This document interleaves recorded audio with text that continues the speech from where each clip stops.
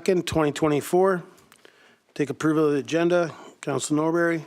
That the April 2nd, 2022 regular council meeting agenda be adopted as presented. Seconder, Councillor Dussault. All in favor? Carried. Adoption of minutes for February 28, 2024, special council meeting minutes. Recommendation. Councillor Noxana. That the February 28th, 2024 special council meeting minutes be adopted as presented. Seconder, Councillor Clickash. Any errors or omissions? Staff? All in favor? Carried. Any March 18th, 2024 regular council meeting minutes. Recommendation. Councillor Norbury. That the March 18th, 2024 regular council meeting minutes be adopted as presented. Seconder, Councillor Clickash. Any errors or omission? Staff? All in favor? Carried. Any business arising in the minutes? Council? Staff? No. Thank you. Okay, on to delegations. Tumbler Ridge Community Forest. Duncan, McKellar, Executive Director, and I'm not sure how to spell that one. Micaela Roque, to present to council the 2023 financial audit. Good evening, Duncan. Hello.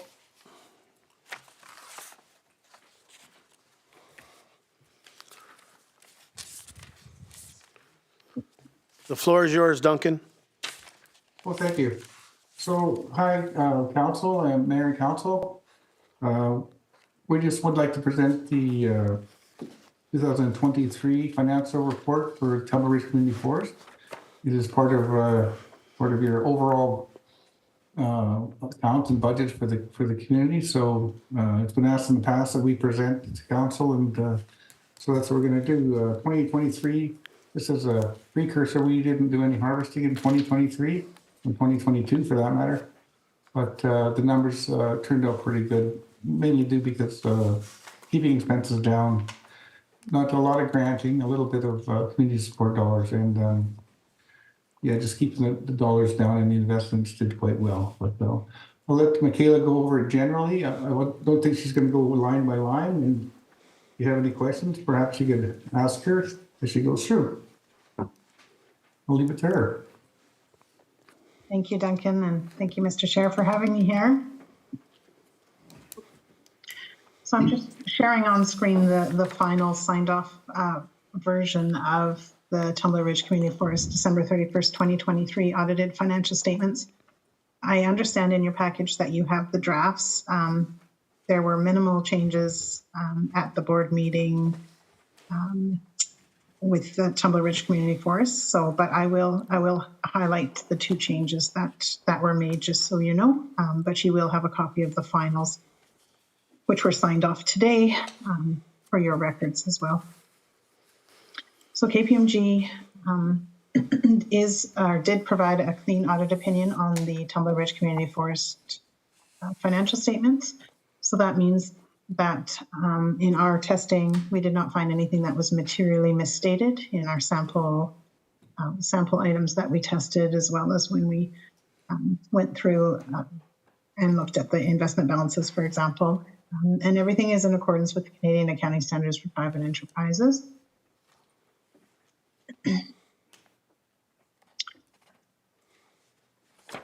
So in terms of assets, so I'll go into the balance sheet. This is a snapshot right at December 31, 2023. The biggest asset for the Tumbler Ridge Community Forest is 2.5 million in investments. In total, there's 2.7 million of assets, but the biggest piece being the investments. On the flip side, in terms of liabilities, right at December, the biggest liability, of course, is the silviculture obligation. They have $345,000 accrued for harvesting that had been done previously in silviculture work that they've estimated needs to be done. In terms of your shareholders' equity, so since inception of the community forest, the shareholders' equity is sitting at 2.4 million. That's all the gains and losses over the years. That's what's sitting as residual. In terms of the statement of earnings, as Duncan mentioned, just a little bit of seedling sales this year. No harvesting was done. There was an adjustment for silviculture just to refine the estimate, and based on the needs year over year, the silviculture is adjusted based on what they believe it's going to cost to get the lands back to a free-to-grow position. Expenses came in at $243,000 compared to $261,000 in the previous year. So before other income, there was a loss of $77,000. Other income includes investment income and unrealized gains on the investments. And so the total for other income came in at $256,000. So overall, the net earnings for the fiscal December 31, 2023 year, including all the investment income earned, was net earnings this year of $179,000 compared to a loss of $255,000 last year. Just the way the market was last year, the unrealized loss was significant, but the markets have turned around since then. And so the 179 gets added to your retained earnings, getting to the 2.2 million that we had mentioned on the previous page. So I'll stop there. Happy to take questions. I just wanted to share with you guys the final results of the audit, and happy to take any questions. Or Duncan, if you wanted to explain anything further, please let me know. I'll leave it with council and the mayor to ask questions if they like around the figures. Anything to do with the financials, I guess? Yeah, no Okay. problem. Okay, thank you for that. Questions from council? Councillor Julich. Hi, thanks so much for the paperwork here. I just wanted to clarify that I don't see any wages and salaries, so I'm assuming that the pieces that would go into that would be the consulting fees or professional fees? Yeah, that's correct. Okay, thanks. Any other questions from council? Duncan, I have a couple here. With the forest fire in 2023, when we talk about silviculture and stuff, did we have to budget for that replant out there? So we've got two initiatives underway in the forest fire area that's in our tenure. The fire burnt 3 cut blocks that we harvested, so we have responsibility on those 3 cut blocks. We're going to plant those this spring. We just happen to have some trees that we'd ordered for other work that we never did harvest. So those are going to be planted by the community forest. That cost to do that is covered 100% by the government. We had to put a proposal into them, and they've accepted the proposal. So it's at 0 cost for us to do it. The second part where the forest fire destroyed some areas were old cut blocks that were formerly harvested by another licensee that are not our responsibility, but through another program in the government, you can apply for funding and get those areas planted up right away so they contribute to the overall allowable cut in the future. So we are planting 6 blocks in that category. Again, all funded by the government through a government program. So no net loss or gain to do it, except for the fact that we get these trees growing back in our forest. Okay, thank you very much. Appreciate that. How many trees are being planted? Do you have the number? 315,000 roughly. Okay, thank you for that. Any other questions from council? All right, there's no other questions. Wow. Yeah.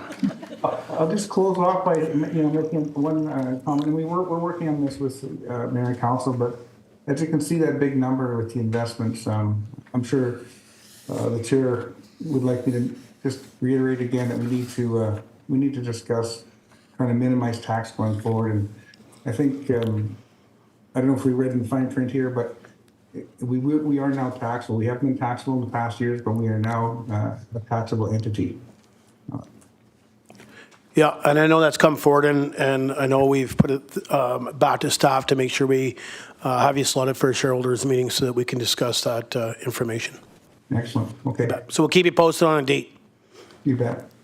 Okay, anything else from council? Nope, you got off easy. Thank you very much, Duncan. And Great, thank and you. Micaela, thank you very much for your presentation. Thanks very much, you guys. Have a great evening. You as well. Good night. Bye-bye. Okay, 6.2, Ridge Rider Snowmobile Association, Trevor Cutler, Vice President, in attendance to present to council the proposed project in the 2024 grant and aid application.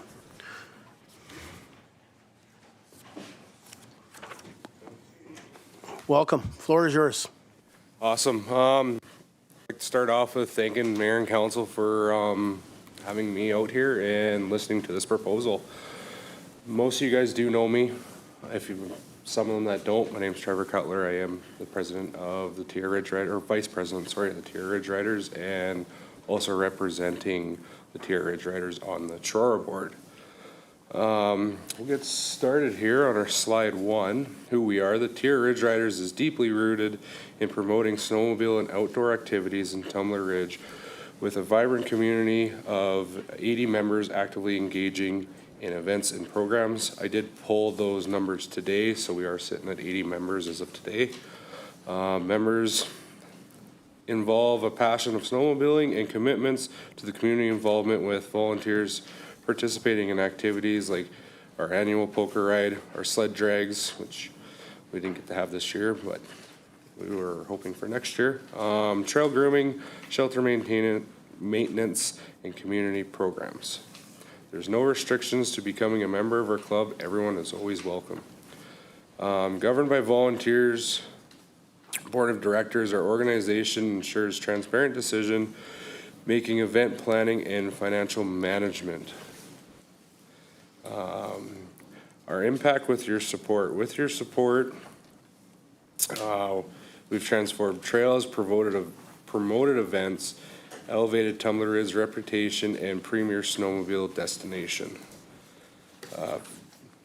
Valuable assistance from the district, including donated time, land, and labor, has significantly contributed to the success of our community programs. We would like to extend our gratitude for the district for this ongoing support. If the grant is approved, the district's contributions will prominently acknowledged through various channels, including logo placement on promotional materials and verbal recognition during the events.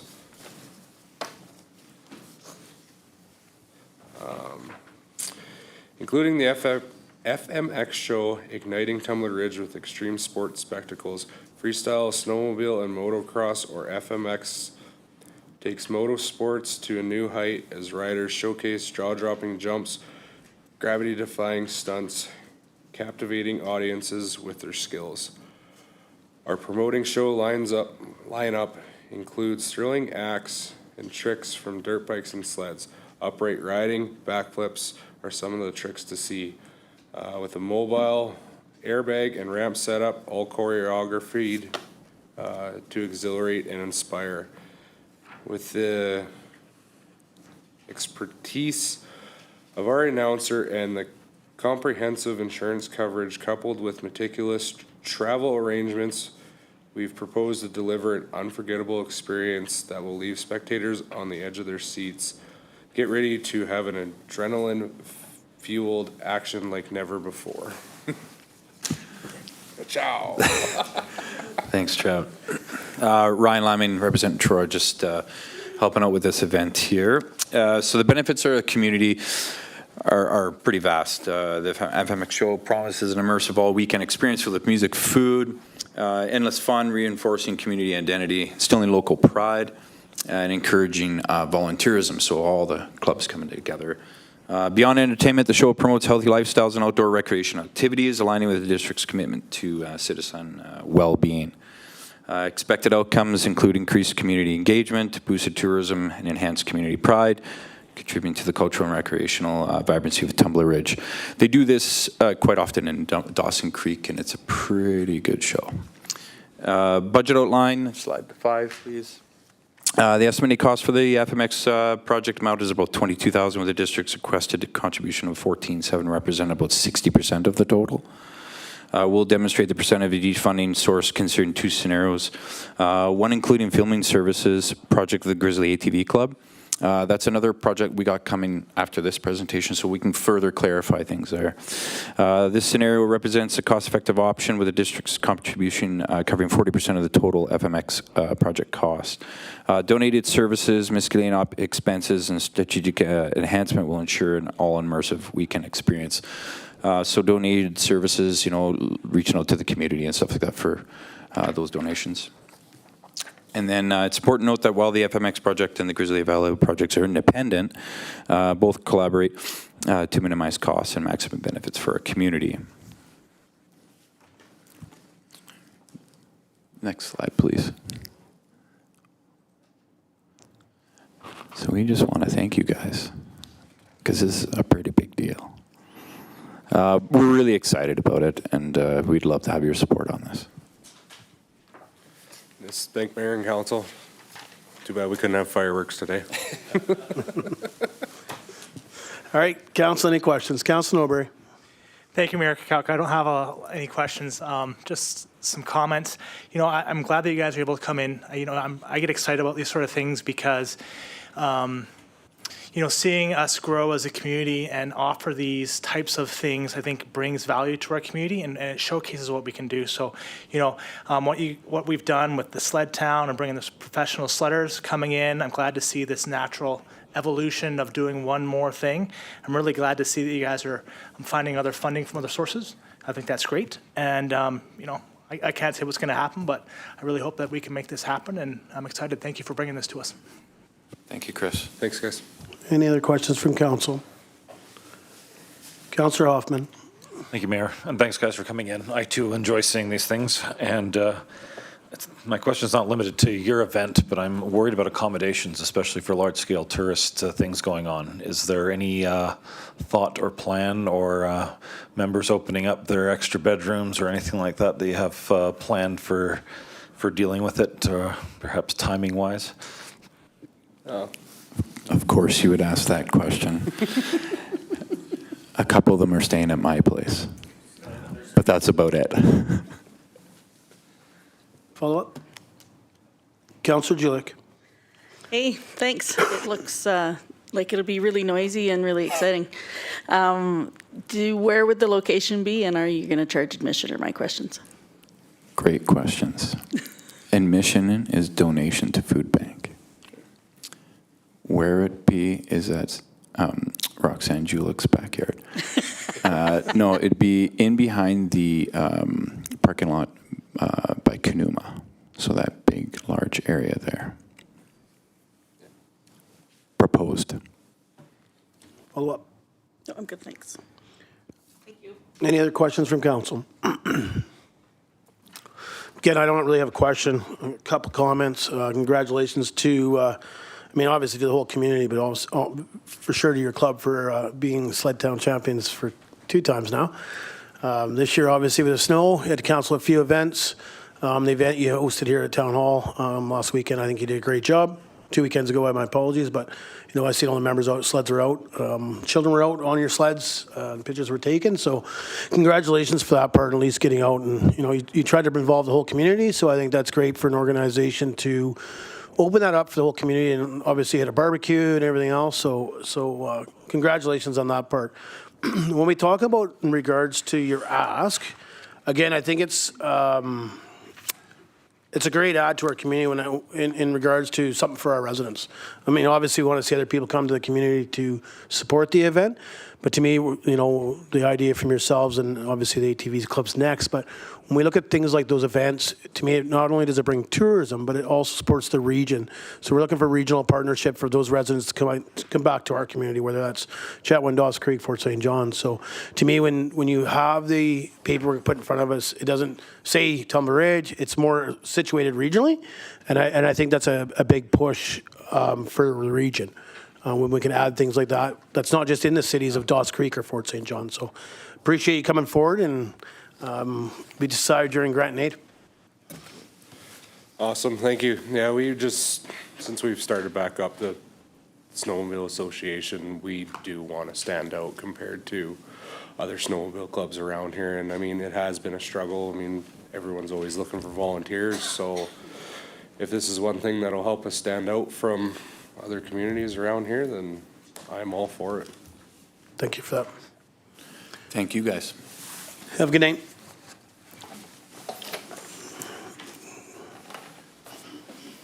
Okay, next up is Grizzly Valley ATV Club. Tim Croston, president, intends to present to council proposed projects in the 2024 grant and aid application.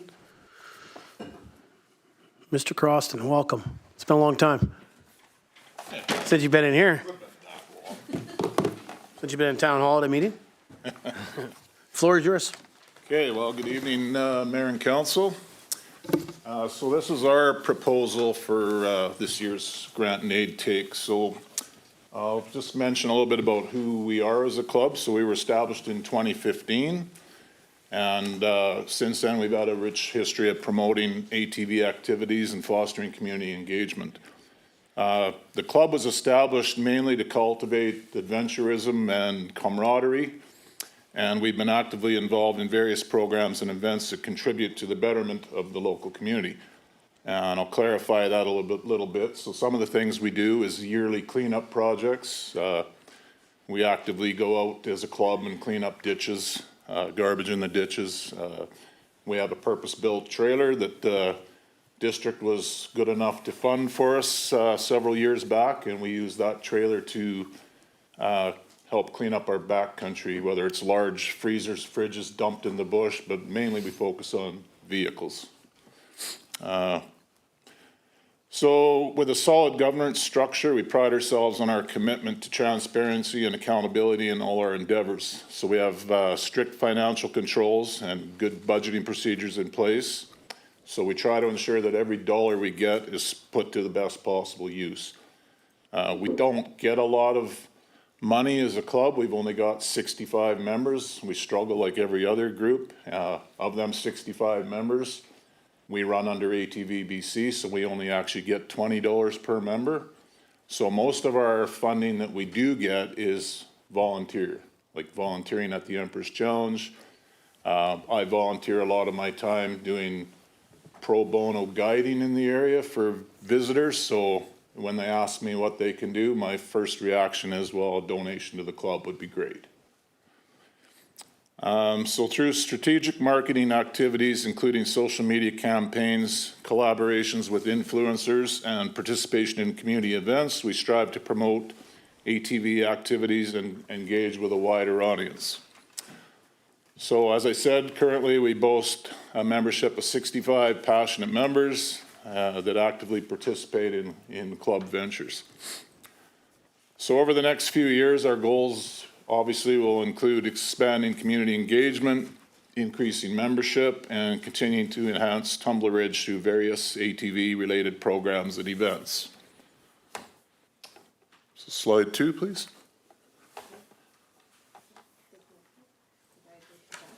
So what we do, we take pride in maintaining the integrity of our trails, ensuring they're safe and accessible for all riders while preserving the natural beauty of the surrounding landscape.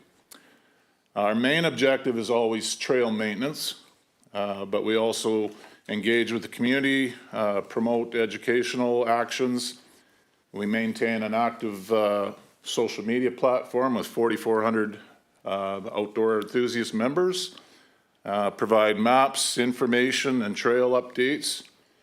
To elaborate on that a little bit, we do a lot of promoting, getting the information out about elevation closures, caribou closures, and just try to provide that information for visitors to the area that aren't familiar with those that aren't local to the area, that have no idea about elevation closures. So we provide maps and just try to get the information out there as much as we can.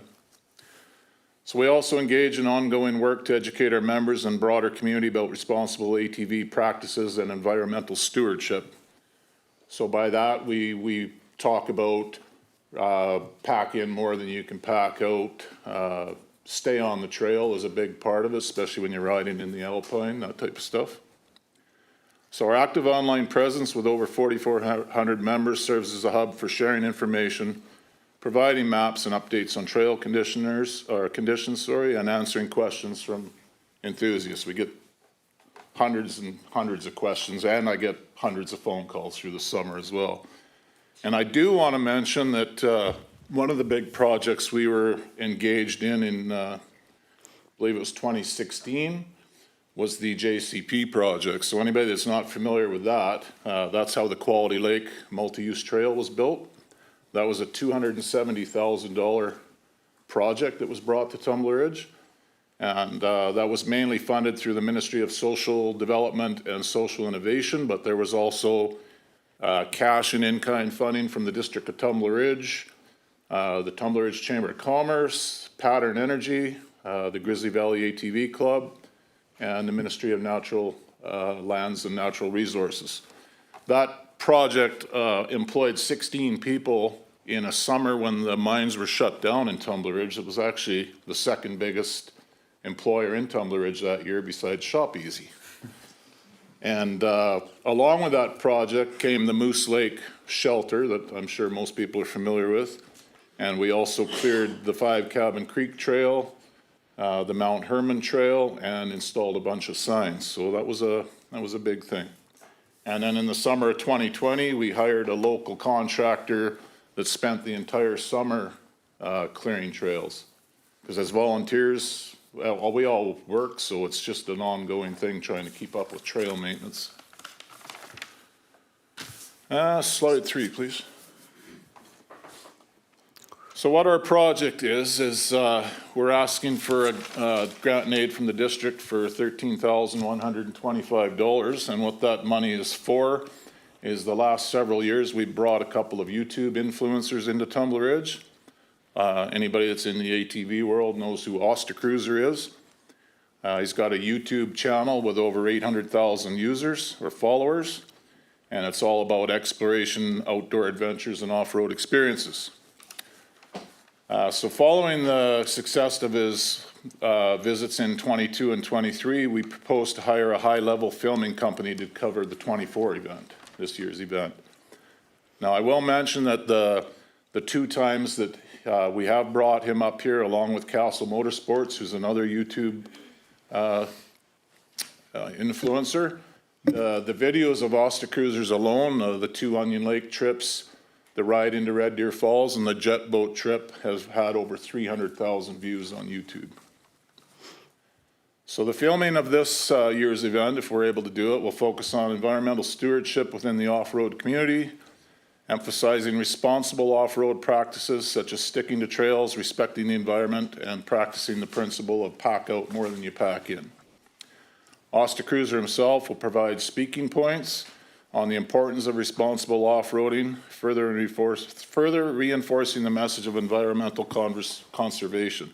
So this is something that Ryan and I do pre-trip. Every time we meet out on a ride, we give a safety speech, we talk about staying on the trail. A lot of people don't realize the delicacy of the alpine, so we really stress staying on the trail, and you'll see that in our videos. In fact, the first year it almost came to a little bit of a scuffle there. We won't get into that. So the footage captured will showcase diverse outdoor activities, seamlessly blending motorsports with hiking experiences.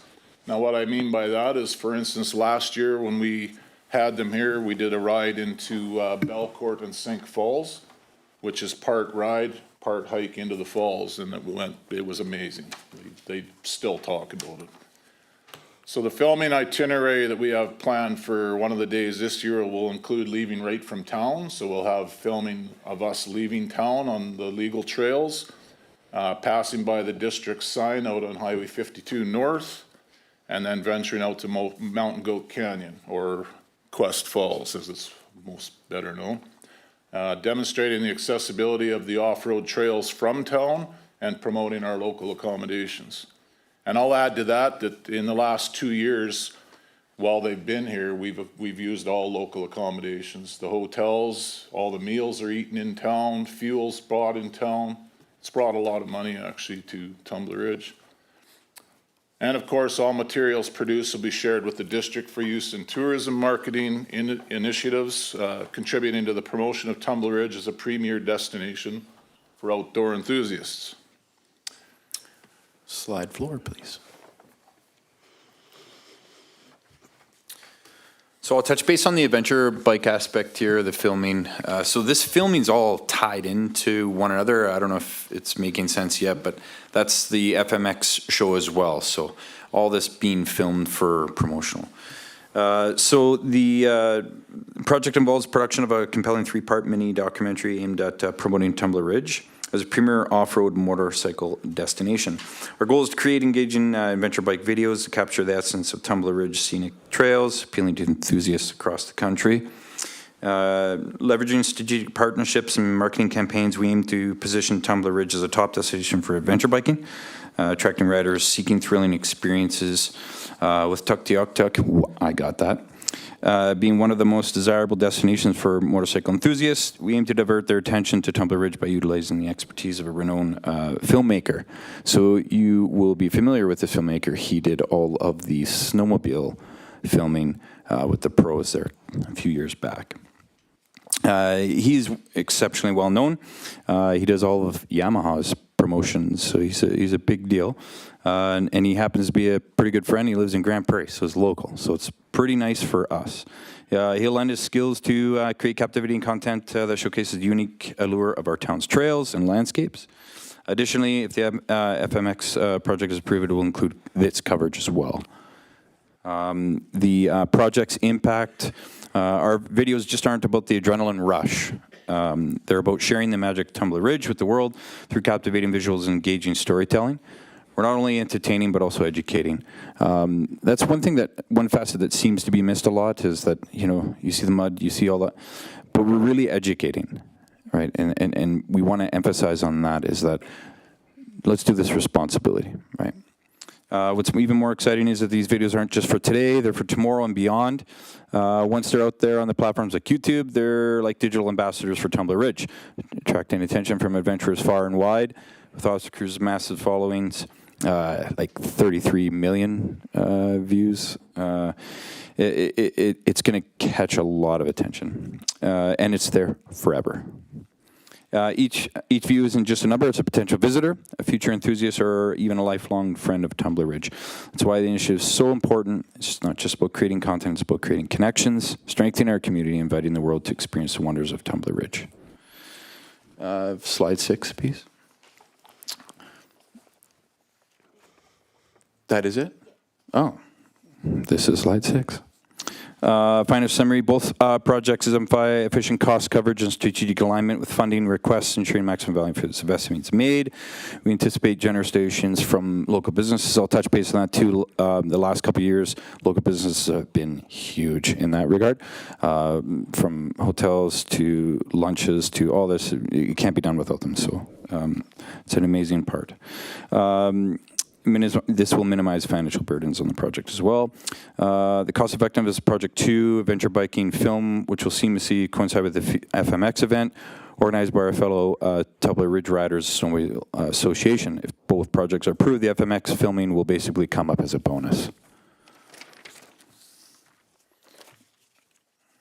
And that's... Although the FMX show and Adventure Bike mini documentary are separate projects, they collaborate to optimize resources and minimize costs for both associations. And then that, I'd like to thank you guys so much for hearing us out. Thank you very much for your delegation. Councilor Norbury. Thank you, Mayor Kakalka. Thanks for coming in, guys. I personally am not an ATV rider, even though I've been seeing a lot of side-by-sides and, quads, and I'm sort of getting a little jealous. So I'm thinking maybe it's time for somebody to invite me. Just saying. Just saying. Emmett, there we go, Emmett. Onion Lake Trail. Yeah, there we go. That's a good idea. You touched on a few points that really hit home for me. In I don't know if it was our economic development office or economic development conference session I went to, but they talked about the importance of influencers and utilizing them to showcase our community. I think it's really great that you guys are going down that avenue. And, we're finding in a different realm that I'm a part of, half of people's first interaction with a thing, a place, is online now, right? So, if these videos can touch one person. We never know. That could be the next resident of Tumbler Ridge, you know, so we never know where that first touch will be. So I'm really glad that you guys are taking this initiative to bring this new thing to Tumbler Ridge so that we can showcase the great community that we have. And I know that a lot of people do move here for the outdoor recreation aspect, not just residents, but people coming into town, right? Like, you know, you head out of town for whatever reason, there's always a couple of trucks with sleds, you know, ATVs, whatever, coming to explore. So, you know, I'm glad that we can grab onto that and enhance that. So thank you guys for working on that. I appreciate it. Thank you. You know, Chris, these videos work too. I was camped out at Bull Moose last fall and we were just sitting around the campfire when we could finally have one. And a couple guys just rode into our camp. That's what people do, just to say hi, and we're just chatting away. They were saying they were from Vancouver Island, and then he looks at my side-by-side and he sees the name Tim on my rack, and he's like, walks to the other side, sees Julie, he's like, no way. And I'm like, what? He's like, Tim and Julie from the motorized site? I'm like, yeah. And he goes, we came from Vancouver Island to ride the Onion Lake Trail after seeing you guys' videos. And they're coming back this year. Perfect. Follow up, you good? Councillor Hoffman. Okay. Thank you for that anecdote, because that's exactly what I was getting at. I'm not going to ask about accommodations again, but I see what you're doing, especially through the Trora multiple video things here, and I do think it's a great idea and a great promotional tool. My concern is how are you going to measure on the six, you said last 2 years were successes, and how are you measuring that? Good videos, great. Good clicks, great. But how many people, do we have any way of, do you have a current way of measuring, translating those clicks to visitors at this point? I wouldn't say we have a great way of measuring it, but there's definitely a lot of visitors due to it. Just all I can go off is the comments and the people on the Facebook page that say they're coming or have come to Tumbler Ridge since viewing these videos, and they want to experience more of it. So I don't have actually any way to track that, though, unfortunately. Okay, because it makes it a lot easier to say yes when you tell me that there's X number of visitors or X number of new residents over the last couple of years for it. And I don't doubt that it's likely that it's easily to justify, but it's hard to justify when anecdote is all you have. So I get it, that's not going to be for this year, but I think whether it's through the influencers, if that's who you're using, or some other way to start tracking that information, I think that'd be very helpful to you. It's a good idea, thank you. Councillor Noxana. Thank you. Thanks for your presentation. I like the focus on sustainable use because there's so many videos out there of ATVs trashing trails, riverboats, jumping beaver dams, showcasing what we have and how to sustainably be here so that future generations can use our trails. Amazing. And if we have people coming from Vancouver Island because they see our videos, that's pretty cool. That's a long drive. So amazing to hear. Great presentation. Thank you. Councillor Julik. Yeah, I can empathize with Tim. I see a lot of those questions that come up, let alone what you're probably getting on your private phone. I really appreciate the work that you do in getting the message out there about let's take care of what we have, because there's definitely folks out there that aren't following the rules, and I see it on a weekly basis out at the provincial park. So it's nice to get the messages out about, you know, we really want you to come. We really need you to follow the rules when you come. And I'm kind of not surprised you maybe got into a tussle with folks. I think the education part of what you guys do is amazing, and that you're able to keep up on the Facebook page is pretty cool too, because it's pretty busy. I think these projects are really cool. I'm surprised that you can get as many people into Onion Lake. I remember back in the day when they were trying to do it with tricycles. And I've heard about a few stories of people having to get a helicopter in there to get some stuff out. So I don't know if the trail's any better or if the riders are no. And to have the trail right out of town is cool, because I know we get asked a lot, like, so can I rent a bike from you and go right from your spot? And we're like, not so much if you're going to follow the rules, kind of thing. So anyways, I just really appreciate all that you guys do, and take a look at the budget, and hopefully we can support you one way or the other here. Thank you. Any other questions from council? I don't know if I really have questions. I have a few comments. Again, welcome, Tim. It's been a while since you've been here, but, you know, I want to pat your group on the back for all the stuff you've done in regards to cleaning up the backcountry on behalf of the people that left the stuff there.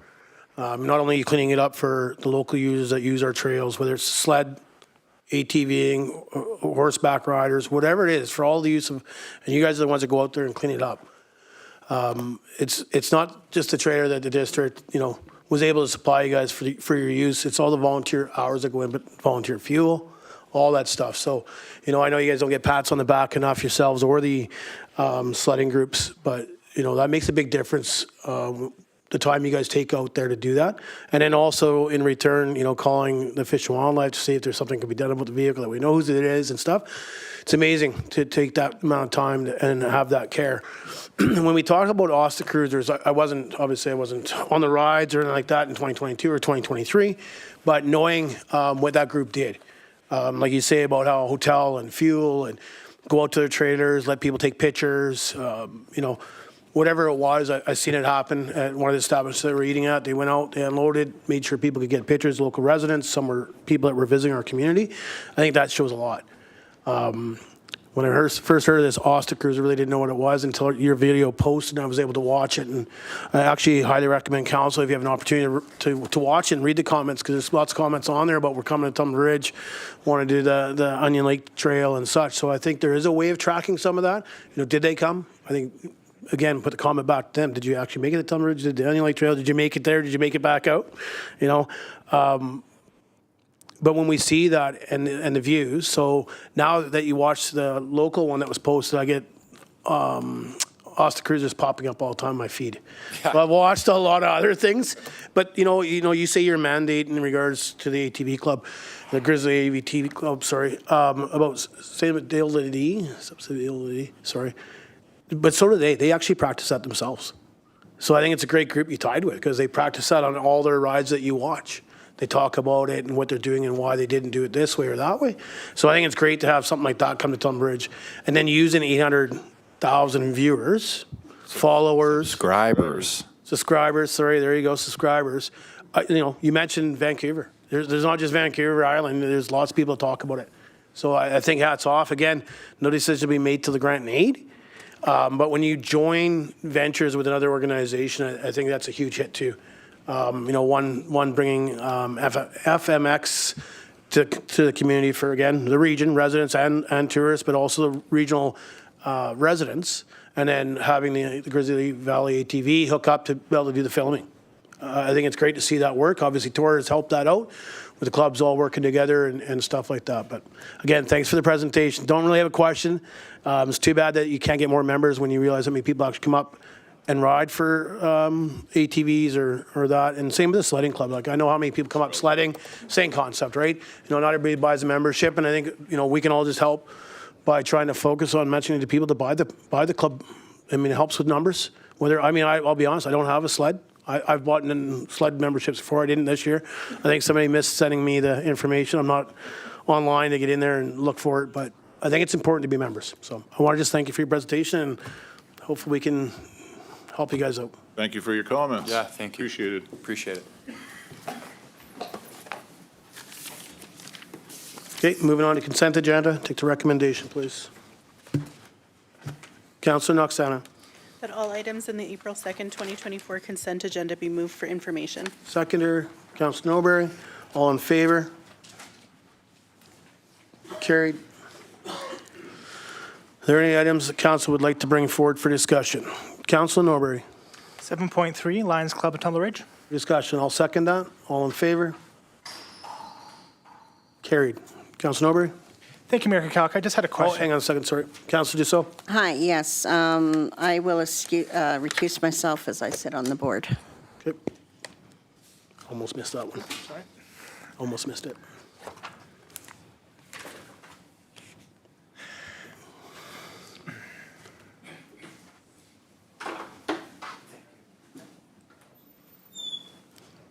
Sorry, Councillor Norbury, to cut you off there. Go ahead. No problem. I just had a question for staff. This seems like I'm not very familiar with this this type of procedure, but is there anything else that's required from us, or after the Lions Club reaches out, intends to make the purchases, they're good to go? Yeah, so right now we have a policy for memorial benches only. So this, we just have to waive policy. But I'll go to staff, but I was in and asked the same question. I thought this is a pretty easy thing, except for we have a policy in regards to what has to be in the plaque for the benches. But I believe we could just waive that. Ms. Torval? Yes, that is correct, Mayor, and through the council. We do have a memorial bench policy, but if you could waive the policy, then it should be straightforward. Follow up, Councilor Norbury. Yeah, then I'll make the motion that the DTR waive the memorial bench policy to allow for the Lions Club of Tumbler Ridge to purchase 5 benches. Seconder? Councilor Noxana. Discussion? Councilor Julik? I'm just wondering, so is there a cost to the district to do this? I'm wondering who's installing the benches, or if it's just a matter of setting them up along the trail. I'll go to Ms. Torval, but we have a policy that states that the benches are purchased to the district and it's installed by the district. Ms. Torval? That is correct. Yeah, purchased through the district and installed by the district. Councilor Julik? So the cost there, that would be unbudgeted funds? Do we need to? Unbudgeted funds for what? Their Lions Clubs is looking to purchase them. They're purchasing them, but we're going to install them. So I don't want to get into it because I believe staff will have to look in regards to maybe benches have increased. I mean, to me, we still have an amount that's active today. But that cost is already for install, purchase and install. Oh, okay, gotcha. Whatever the cost, and I'm not sure if that's the actual cost that's in our policy, but that cost is inquired by the thing. Ms. Torval? That is correct, Mayor. Good. Any more discussion?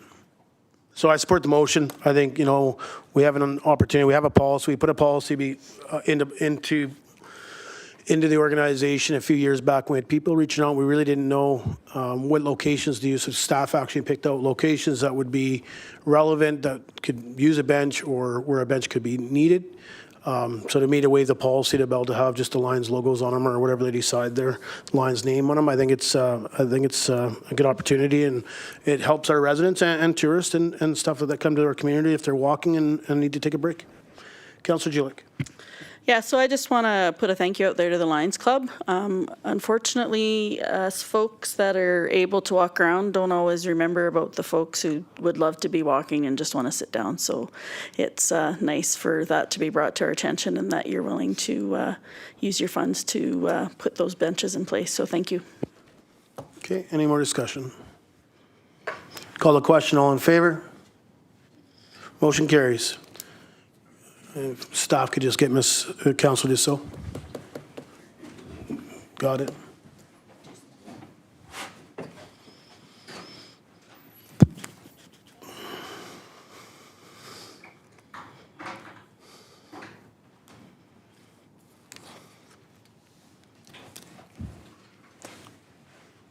Okay, are there any other items the council would like to bring forward for discussion?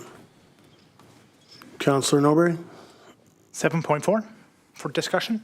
Seconder? Councillor Clickash, all in favor? Opposed? Okay, I'm just going to call it again. All in favor? Motion carries. Councillor Norbury? Thank you, Mayor Kakalka. So we have a letter from the Youth Services Society. They're looking for a little help to stay open for the next month. Yeah, I have a motion ready, but, I'll just say that I support them in this. Thank you. Councillor Noxana. Thank you. We haven't actually approved their grant going forward, so I would not be in favor of giving money before we approve the grant. Once that meeting happens and we're all in agreement that they should get the grants going forward, that's a discussion I'm absolutely willing to have, but right now, not. Okay, thank you. Any more discussion? Councillor Norbury? Thank you, Mayor Kakalka. I mean, I'm aware that we are discussing their grant and aid this week on Thursday. I support them now. I mean, we could wait a couple of days. Yeah. I mean, it's a couple of days. Fair enough. I mean, are we able to make a motion to pre-approve some funds at our next budget meeting? That I'm not sure of. Ms. Torval? Yes, you can pre-approve funds at the next budget meeting. Thank you. Also pre-approve them or approve them at the meeting on Thursday. Thank you. Follow up, Councillor Norbury? Okay. Any more discussion? So I'll just make a couple comments. Same thing. I haven't even got the chance to go through the whole budget meeting agenda.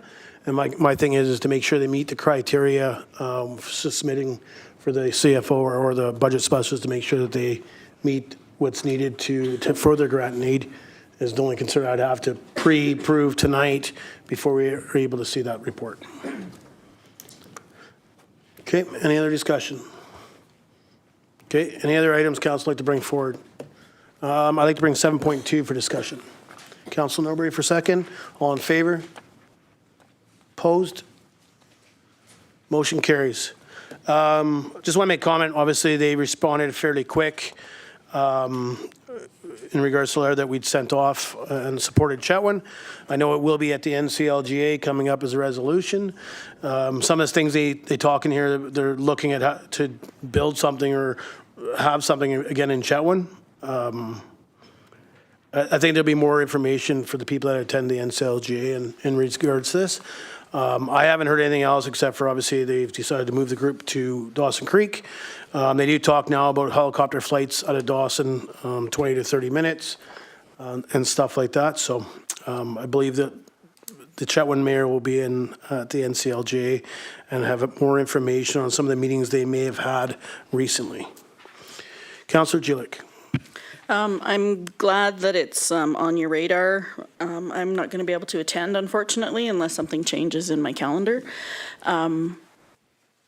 There's times where helicopters aren't available. Like, I know that they talk like they're just out there, but they're not. Like, during wildfire season, sometimes those helicopters aren't available. So for me, it's, you know, it's a good enough idea. I still think that they're making a mistake, but I appreciate they got back to us versus BC Housing. Yeah. Good comment at the end, I think. I know we should be hearing back, I'll be honest, with the Minister of Housing sometime here fairly short. I have reached out to our local MLA who has give the nudge that we're waiting for a response. I've sent out a personal email as well, so hopefully we'll hear from there. But with in front of us here, I think the difference is when they talk about choppers for BC Wildfire Services, it's usually a dedicated for initial attacker. But again, I know the Chetwynd mayor's had a meeting. He didn't really give much information at the PRD, but I think, again, we need to follow through with this. I don't think it's, like, again, if they want another initial attack group, by all means, hire another one and station them in Dawson Creek. But we've already had fires around the Chetwynd area. And again, it just adds more time to that response. And I think we just need to make sure that we're prepared for the fire season coming. Councillor Norbury. Thank you, Mayor Kukalk. I mean, I share your frustration. I think we all do. You know, a shuffling of services does not mean an increase of services. And if we've seen what the last few years have shown us, we need to be preparing for increased wildfire, not for the same. And I think for us, we need to be looking at increased services, not a shuffling of services. So, yeah. Yep, I agree with you. All right, any more discussion in regards to 7.2? Okay. Moving on to bylaws, fees and charges, amendment bylaw number 732, 2024. Third reading, report dated April 2nd, 2024. From the Deputy Corporate Officer, bringing the fees and charges amendment bylaw number 732, 2024 for third reading. Recommendation, Councillor Noxana. That the District of Tumbler Ridge Fees and Charges Amendment Bylaw number 732, 2024 be read for the third time as amended. Seconder, Councillor Hoffman. Discussion. Councillor Jilek. This is just, it's more of a housekeeping thing, but on page 72, we have under the passes, disability support workers on duty will be admitted for a 50% admission rate. I'm wondering if we could change that to accessibility support workers, please. Ms. Dorval. Yes, we can do that, Council. Okay. Any other discussion? Okay, call the question. All in favor? Motion carries.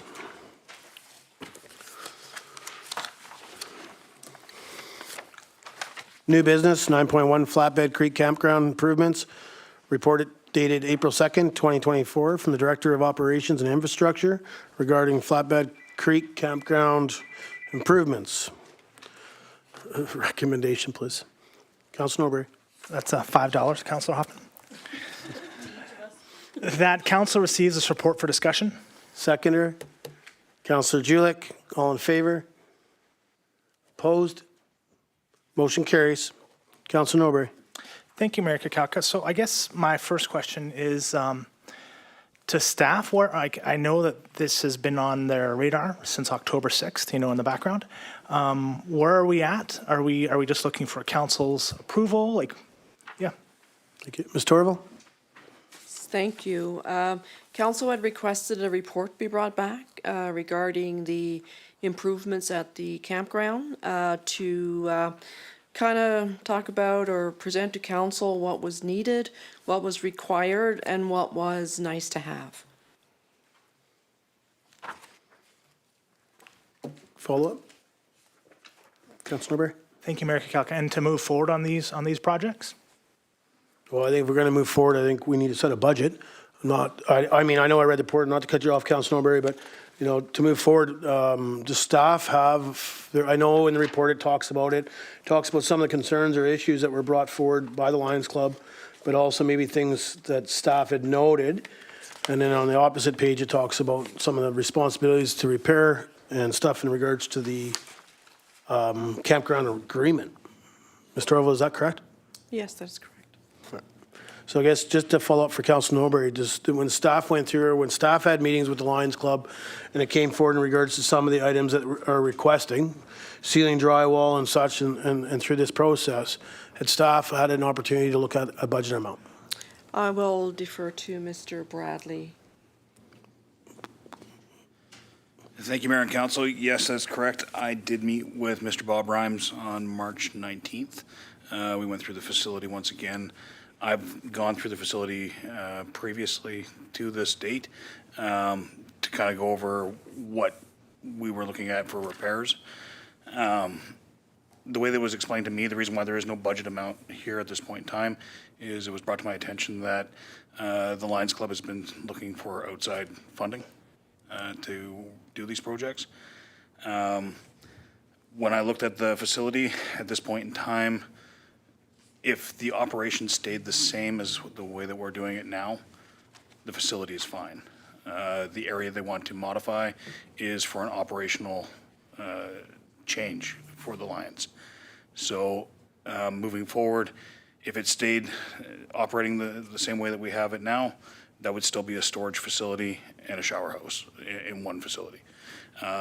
The campground on the upper level, where they want to do some cleanup as well as expanding the campsites. Those are all encompassed in the campground in itself. So I've stated in there there's no encroachment as was once thought there could be. So. Okay. Thank you very much, staff, for that. Follow-up, Councilor Norbury? Yeah, thank you, Mayor Kakalka. And I can appreciate the comments made by staff, but, we have an operator who's been operating, we call it the flatbed campground, but let's be honest, it's the Lions campground. Everyone knows it as a Lions campground. And they're asking for allowances to be made that they can upgrade the shower house down there. I support them fully. And, if we need to make a motion that we work with them some more, I'm happy to do that. I personally applaud the organization for going out and putting forth the initiative to identifying what they would like to get done and then finding funding for it. I personally think as long as they do it in a safe, effective manner, we should just get out of the way and allow them to do what they need to get done, as long as, of course, it falls within our safety standards and work standards. Thank you. Thank you. Councilor Julik and then Councilor Noxana. I think that Lions does a great job down at the campground. I'm not sure, I know I sound like a broken record. I believe that a lot of these things should not be the responsibility of the Lions. I feel like this is or let me back that up a bit. The current operating agreement, I think, is old. I think it needs a fairly good rehash. I've got 2 pages of things that I've just looked at going through it that I'm like, I just feel like we need to go over this again. I know Mayor Kakalka had talked about, does this campground belong to the District of Tumbler Ridge or does it belong to the Lions Club, and from what I can understand in the report, it does in fact belong to the district, and there's some history there, and I'm not sure, it must maybe be in the, because we have the Lions twice in the agenda, I'm going to mix up, I'm sure, which report contains which, but I think that for us to approve anything within this would be premature, because the Lions are asking that a new operating agreement be in place beyond 2024, and without that agreement, the projects will not move forward. So I think until we make sure that we have an agreement moving ahead, I think it's premature for us to be looking at making a decision on this part of the agenda. So I'm looking to see what we're just getting this for discussion. Okay, so yeah, I have a ton of questions, and I feel like we really need to do some sitting down and questions and answers and making sure we get on the same page. And what I see mostly is that we are not in alignment within the community. Operating agreements of Monkman RV Park versus the operating agreement for the Lions are very different.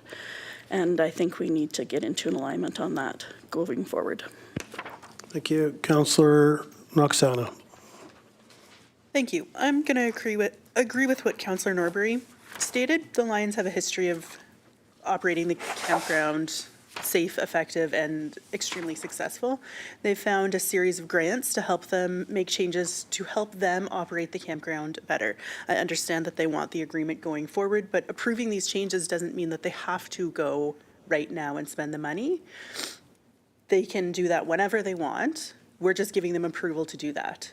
And then as the approval for the next agreement comes, whatever steps they want to take, they're free to take. We have building codes that obviously have to be followed, standards that have to be followed, but this is an organization that's been in our community for a long time. We have them 3 times, I think, in our agenda today, 3 times. They're super active in our community, and I feel that we should give them the go-ahead. They've been waiting a long time for this. Thank you. I got Councillor Hoffman and myself, then Councillor Julik. Thank you, Mayor. Yeah, just reading the governance considerations, I think in principle, at least this side of the council table is in agreement that Lions Club have proven themselves. As far as concerns of the building codes and such, they're talking about hiring professional contractors to do the work, which they're required to meet these sorts of standards. The only real concern I had is their May 13th opening date. I'm concerned about our timelines on actually getting to the point where we can look at extending their contract. And I'm not going to put the time pressure on staff, but I'm wondering what sort of timelines, do we have any chance of realistically meeting this timeline for them? Ms. Torval. Thank you. Sorry, what was the question? So yeah, go ahead. For the renewal of their contract, they would like to get this work done by May 13th, which would mean a renewal would need to happen relatively quickly. So I don't know if any work's been done or what the timelines on something would that be, but if we can give them an answer whether this is realistic or not, that's all I'm looking to give them. Thank you, Council. And we do have on the next report, there is a request for the renewal, and their contract is good now until the end of the year. So we're good. They're good. Okay, thank you for that. Follow up, Councillor Hoffman? Just as pointed by Councillor Noxana, that the new contract is here. I was more thinking in terms of what Councillor Julik was asking for, that we wanted a more updated version and what the timeline would be, but I was just conflating 2 things. But since we're in effect for the next 8 months and we would have another contract in the works, I'm hoping that would be enough for them. Thank you. Yeah, so I know there's 2 different reports back to back, so they get a little bit confusing.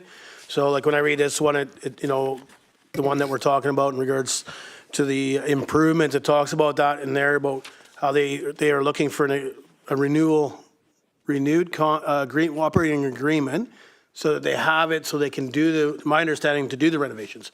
Because the way, to me, it sounds in the first one is they're tied, for them to be able to use that, it's not enough time, which is only 1 year left, 7 months, 8 months, whatever it is. So to me, I think that's why staff had put the next report in, which is the flatbed campground operating agreement renewal, which I mean, I don't want to read the recommendation, but there's a recommendation in there about letting staff start the negotiating with them. And I think, to me, that would have to be done first before anything gets approved here. And Councilor Norbert, I understand where you stand. I mean, I look at all the Lions have done for this community and the things they've done, whether we've lost power and they've pulled their barbecue out onto the steps of Town Hall to cook for people in town and such. To me, I think the renewal has to happen so they can do this. And I understand that council, let's just let them go and construct things. Well, the problem with that is I don't think they can. I could be wrong. If they were in here as a delegation, we could ask that question. I do have a question, and it was because Councilor Julick had mentioned before, and it's actually in the next report where it talks about the Tumbler Ridge Lions Club has been operating the Flatbed Creek Campground. Prior to 1999, the campground was operated by the Lions Club. So did the district own it in 1999, or did the Lions Club own it in 1999? Ms. Torval. From the information that I could gather, it belonged to the district. However, the Lions was operating it. Okay, thank you. And that's what I meant to ask you earlier, and I apologize. It was one of the other questions I had on here. So again, I understand when Councilor Norbury says, let's be honest, let's not call it the Flatbed Creek Campground. Don't disagree with you. It says Lions Flatbed Creek Campground on the sign down there, and it has for years. I've been here 17 years. That sign has been there, except for it is a new sign, because the sign previously that was in disarray. So the Lions Club had 100% replaced that sign with the support of the district of Tumbler Ridge. So when we talk about the report that's in front of us in regards to the improvements, I think, to me, we took it for discussion. We can communicate there and have some discussion.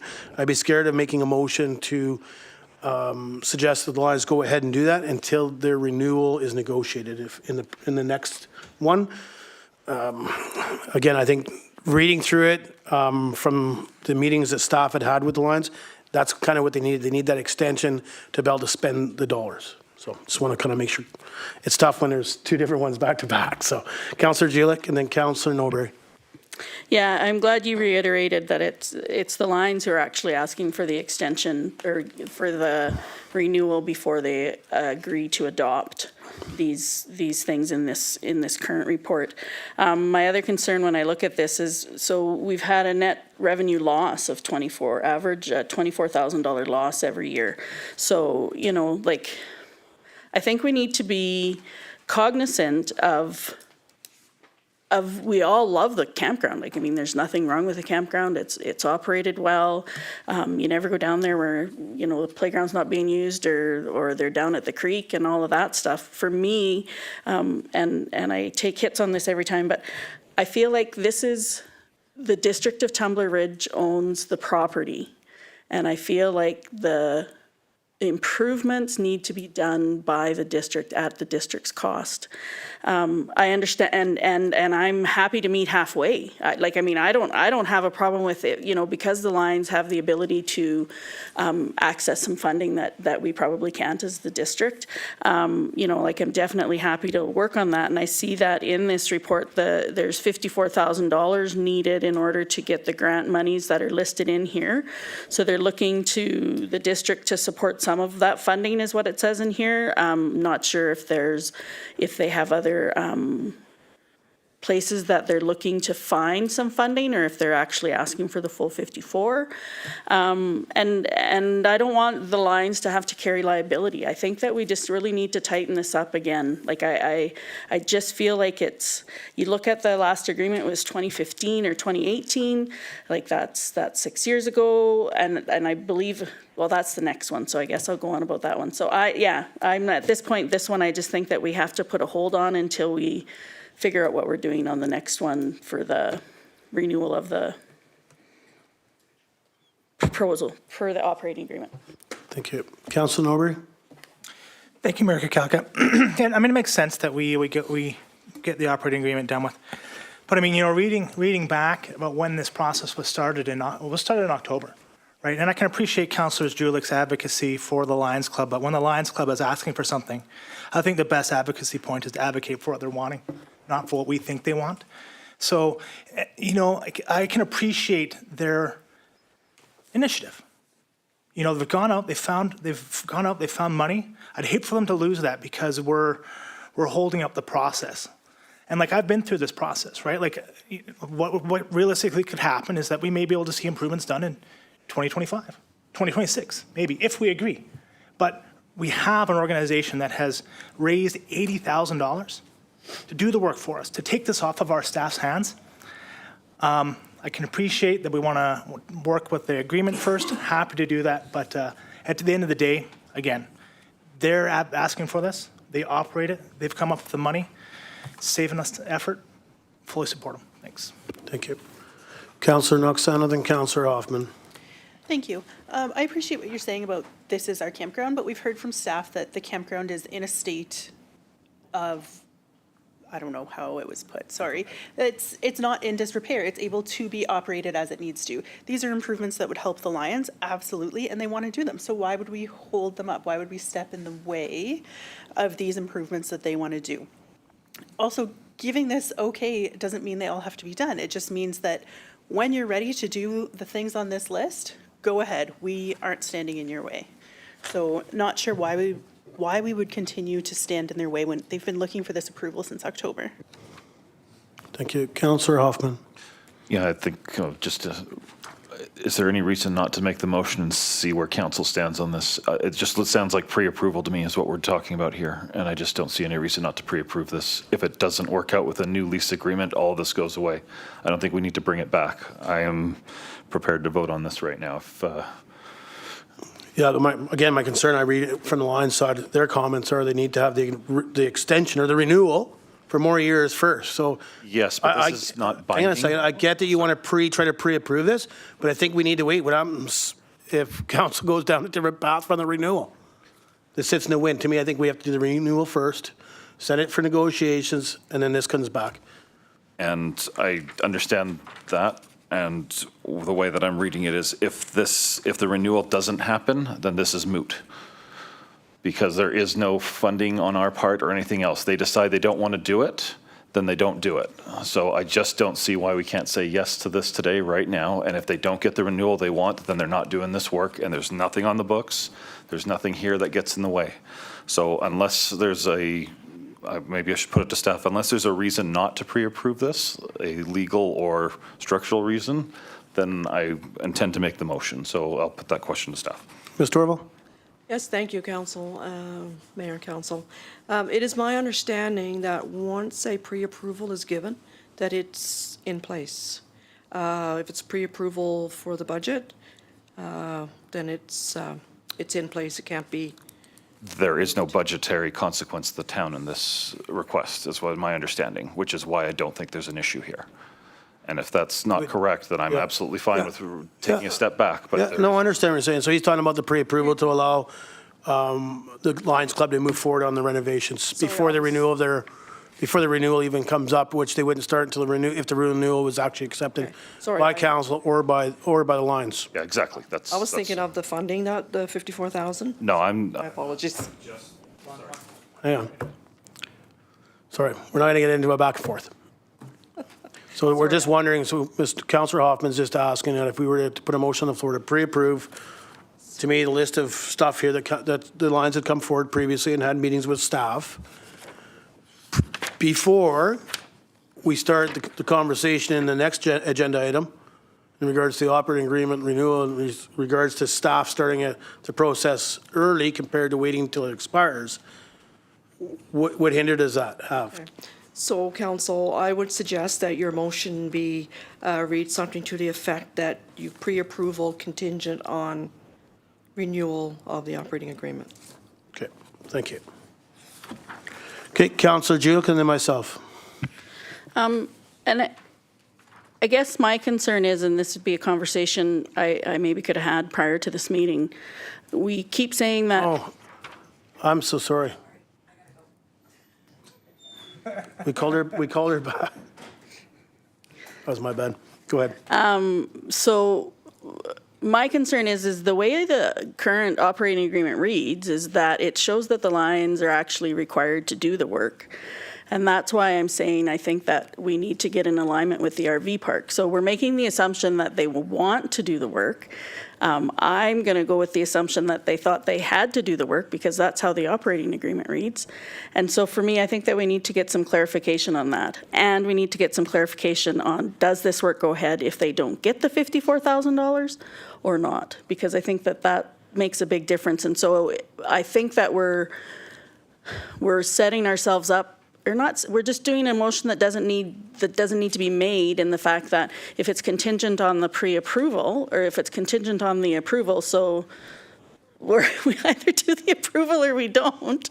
And so to do a motion that says we're going to say yeah to all of this if we get the thing, if we offer an extension on the operating agreement, because that, like, to me, we're just, yeah. Yeah. Okay, I got myself, then Councilor Knox. So those were pretty much comments I was going to make. We're going to pre-approve that we're fine with the Lions moving forward with the work. Let me be honest, I have no issues with the Lions Club. I have no issues with what they've done down there. A playground was built back in the day by donations and volunteer labor with the help of the district doing gravel. So to me, there was also some renovations done to the large gazebo, to the small gazebo, to the fire pits down there, to the camp stalls themselves. The Lions Club back then, it followed their contract. And it states in it, the maintenance of the campground. The operator shall maintain the campground throughout the initial term and any renewal term in safe, clean, sanitary conditions as benefits a recreational campground open to the public, including children. To me, which they've done. By us saying, let's pre-approve this ideas of what the Lions have asked, and then Councillor Julie just brought up what I was going to say about, they're also looking for $54,000 to help. That's, to me, seems like to me is what they need to help up for their grant.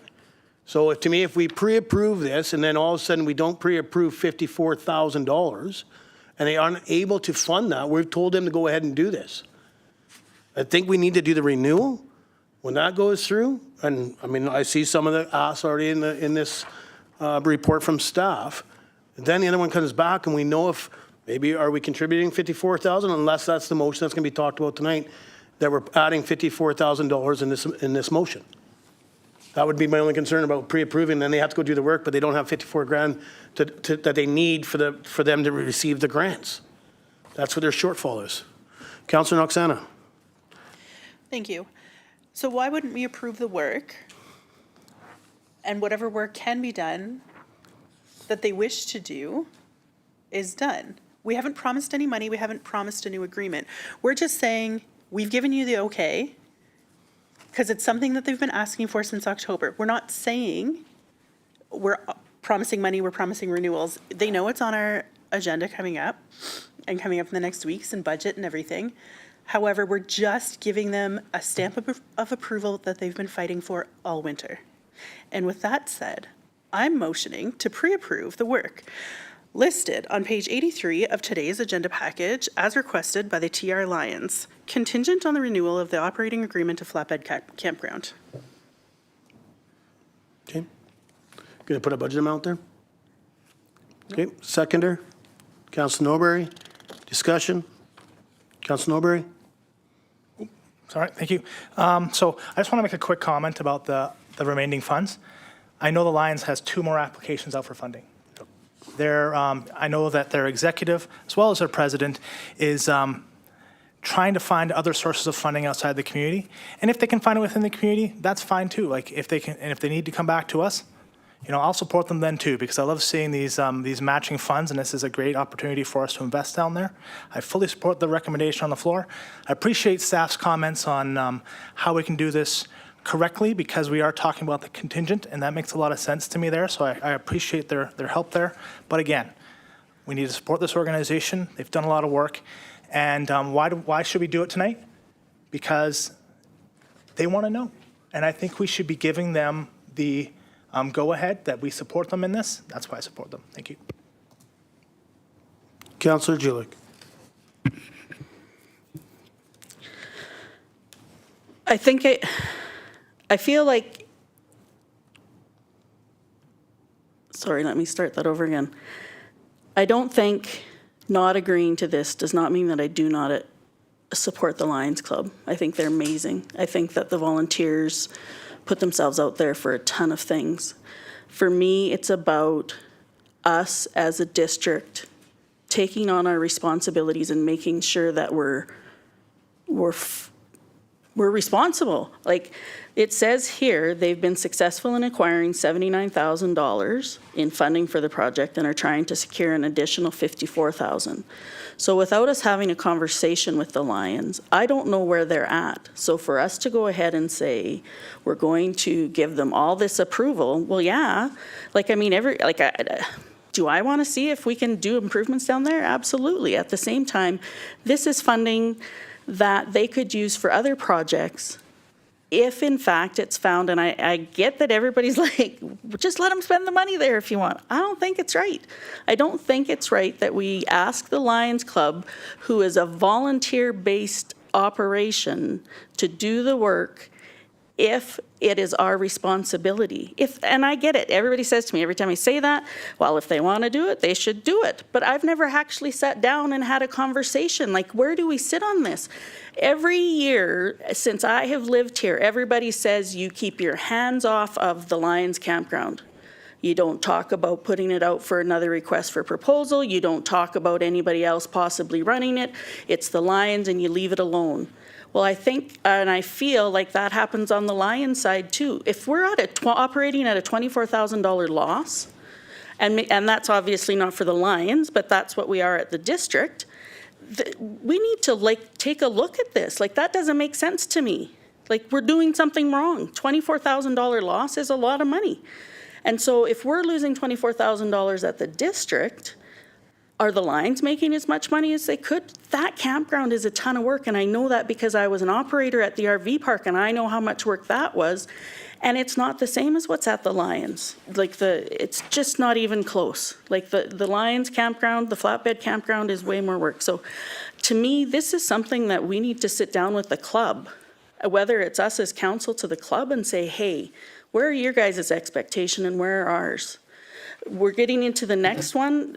They're asking for a 5-year renewal. We don't do that with any club. We don't do that with any other place in our community. So, like, to me, we have to start getting on the same page and make sure we've got some clarity. So I won't be supporting the motion. Thank you. So we did meet with the Lions Club, maybe not one-on-one, but they were here as a delegation. Yep. So when they're here as a delegation, that's our opportunity to dig in and ask the questions that you need to ask. just want to make sure council aware that we did have an opportunity to do that. I got Councillor Hoffman and Councillor Norbury. Thank you, Mayor.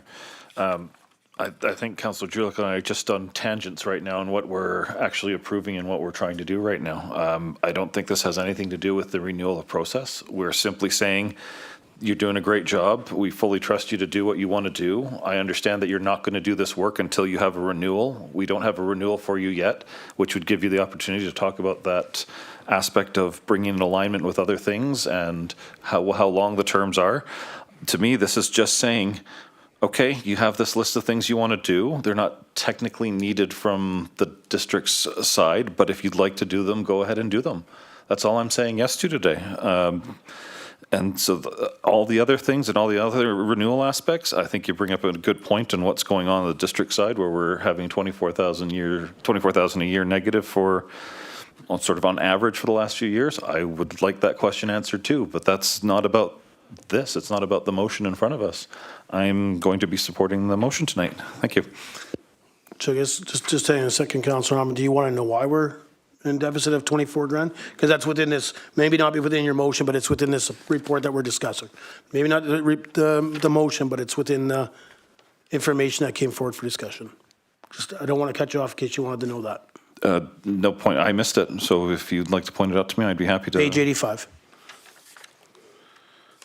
Okay, sorry. I just see the fact that there's a low revenues, and I don't understand why our revenues are so low compared to the costs. I did see the breakdown, so I thought you had more for me. Thanks. No problem. I just want to make sure. Councillor Norbury? Thank you, Mayor Cutler. To bring a new discussion point about it, we have an organization that's going to save the taxpayer over $100,000. Well done. Well done. I can appreciate our responsibility that we want to be responsible, and I get that. But at the same time, we have an organization that wants to do some work, saving the townsfolk $100,000. Thank you. Thank you, Lions Club. No, thank you for your comments. And yeah, like to me, I know what the motion is, and the only reason I asked in regards to dollar amount, because I know they're, I mean, if they don't get the other money, but I mean, it doesn't mean they can't come back at a later time. So, any more discussion? Okay. Councillor Noxana, can you just read out your motion again? Just so I didn't write it down. Perhaps, I have it half written down. I motion that we give the pre-approval of the work list on page 83 of today's agenda package as requested by the TR Lions, contingent on the renewal operating agreement of Flatbed Campground. That sounds about right. Thank you. Okay, going to call the question. All in favor? Opposed? Councillor Julick's opposed. Okay, any more discussion in regards to the Lions flatbed campground improvements? I just want to make a couple comments. I want to thank staff for bringing it forward, because I know when there was some conversation had about the extension of some of these sites, or adding a couple sites, the staff made sure they looked at it just to make sure it didn't happen to intrude on TLE, because there's some TLE selections around the Lions Flatbed Creek Campground. So thanks to staff for that. And the other comment I'll make is from staff, from the report I received from staff, all the upgrades that are being requested are requested from the operational side, which is the operation is from the Lions operating the campground. There's no structural issues. There's no needs from the district side. I think that's why council has been talking about supporting it, because it's for the operational side, which states in their contract. So. Okay, going to move on unless there's any other discussion. Okay. 9.2 flatbed campground operating agreement renewal. Report dated April 2nd, 2024 from interim CEO, Director of Corporate Services regarding flatbed campground operating agreement renewal. Recommendation. Councillor Noxana. The council authorizes staff to negotiate an early renewal agreement with Tumbler Ridge Lions Club for the operations of the flatbed campground. Seconder, Councillor Norbury. Discussion. Councillor Julick. I have no problem negotiating an early renewal. I think that there needs to be, I have a lot of different points. I don't know if that's something that I should sit down with, if we should talk about them tonight, if it's something I come in and talk to staff about. And I have some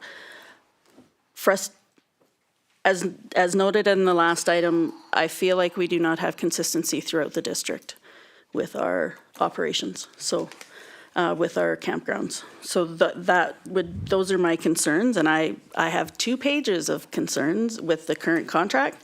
So that's why I'm saying I'm fine to come in and talk to Ms. Torville about those, or I can send an email. I don't know what you want me to do. Yeah, I'm going to ask staff, because to me it would be motions and make sure that council supports those, the changes you may have listed or the concerns you have listed. But I just want clarity back from staff. Ms. Torville? Thank you, Mayor and Council. Should Council give the approval tonight to negotiate with the Lions a renewal of their operating agreement, perhaps I'd like to suggest that we bring this to a PPC and have a discussion there at that table.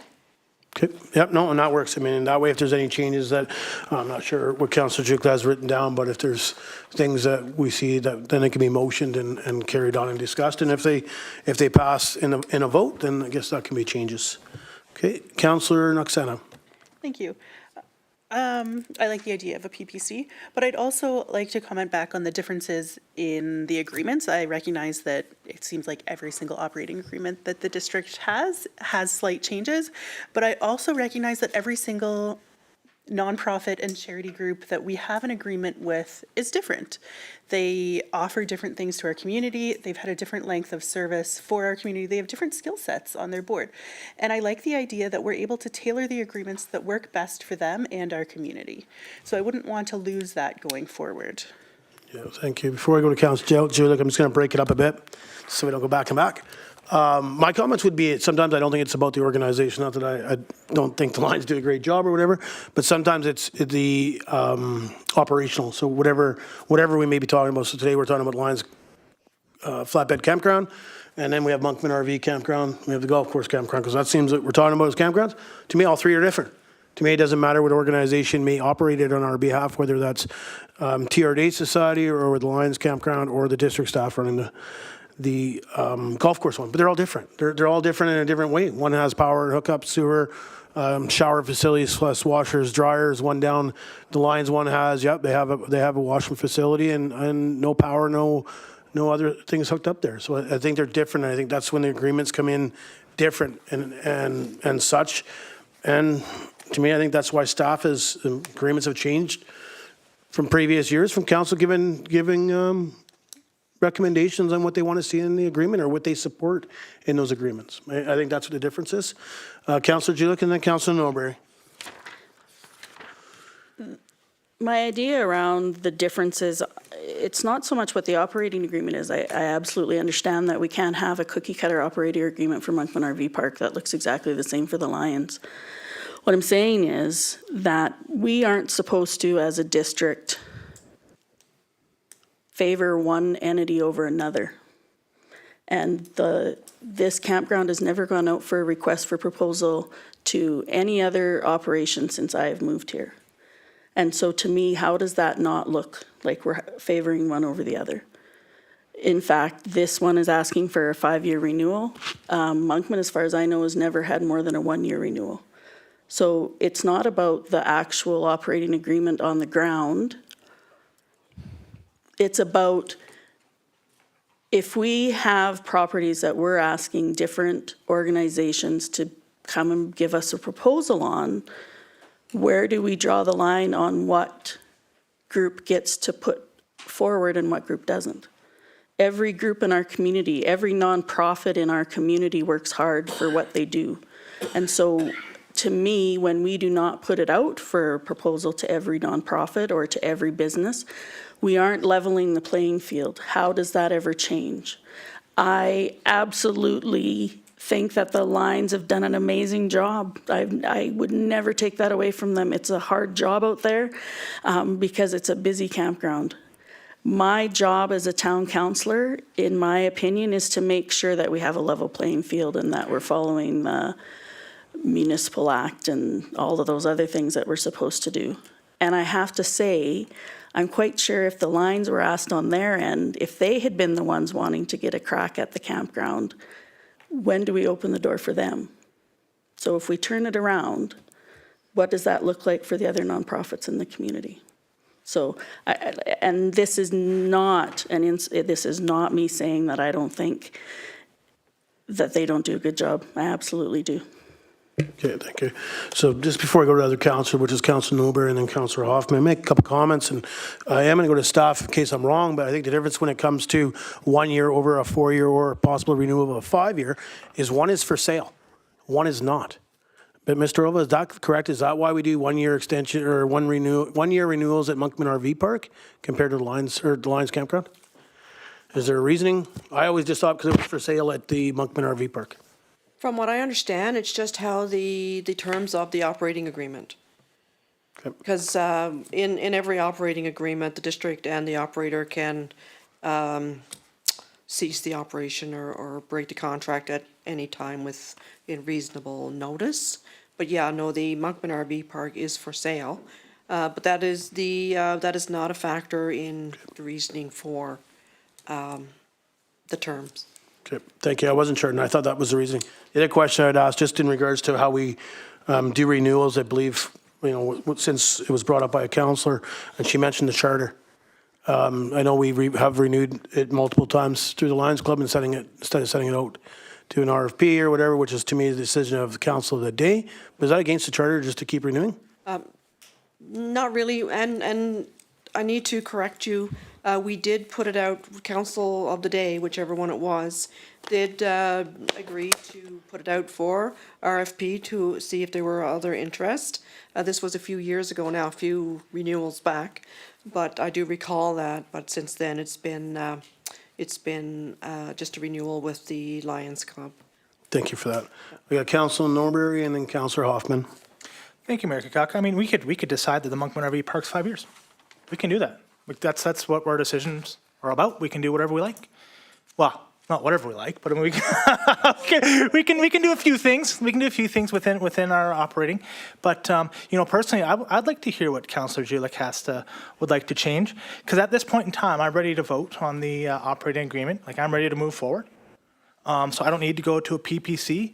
But if Councillor Julik has some valid points, I'm happy to put it off. But I'm more inclined to give the go-ahead for this great organization. Thank you.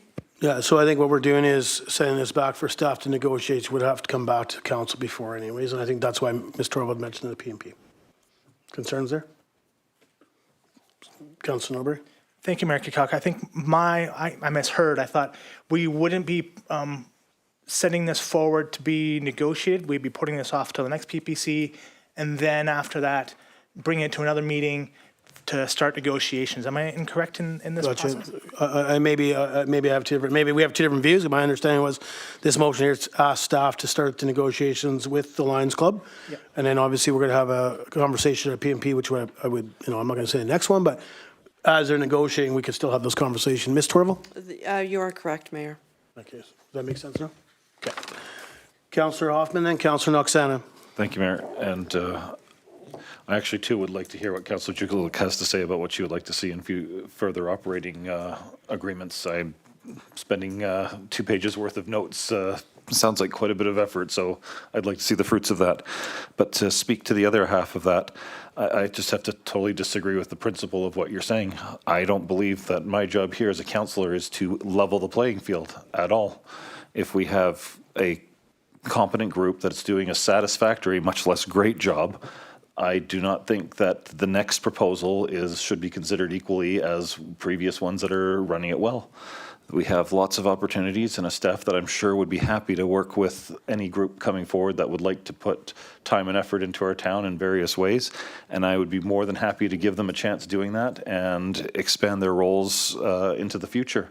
But right now, if the Lions Club, given their history in this town, and I've only been here for a few years, but the reputation precedes them, if this is what they're working on and this is what they're going to put tens of thousands, if not hundreds of thousands in, I'd say go for it. You have my full support. And I don't think the next proposal starts off anywhere near as equal in that. But I would be happy to work with anybody who wants to. I have a dog park idea that I wouldn't mind if somebody wanted to put some effort into as a starting point. But as far as I'm concerned, no. This is not a question of equal opportunity. It's a question of what's best for the town. Thanks. Thank you. Councillor Noxana? Thank you.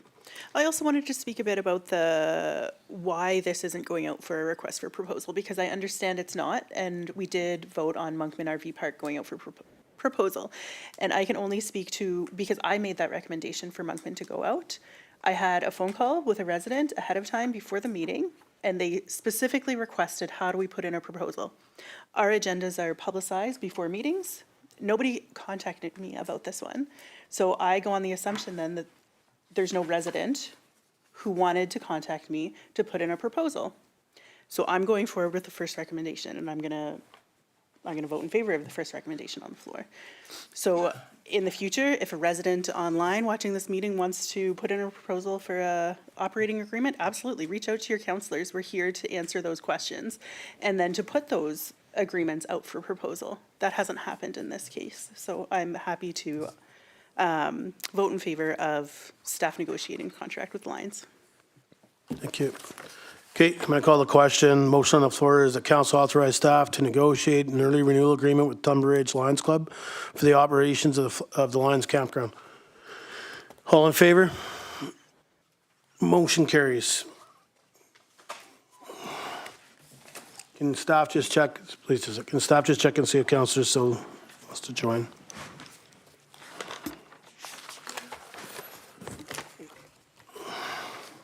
Can't believe I'm better. We voted back into the lines on. Wow. Jesus.